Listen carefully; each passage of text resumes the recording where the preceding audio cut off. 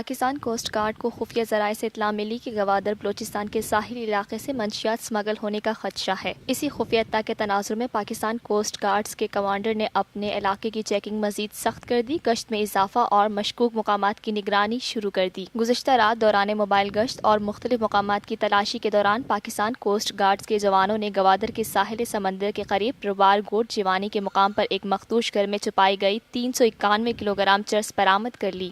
پکڑی جانے والی چرس کی مالیت انٹرنیشنل مارکیٹ میں تقریباً 60 کروڑ روپے بتائی جاتی ہے۔ منشیات کو پاکستان کوسٹ گارڈ نے اپنی تحویل میں لے لیا ہے اور مزید قانونی کارروائی جاری ہے۔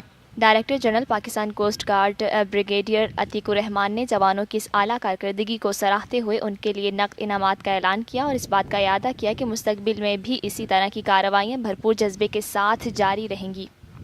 یہ ہے TNN TV، دیکھتے رہیے تازہ ترین خبریں اور ایکسکلوزیو رپورٹس۔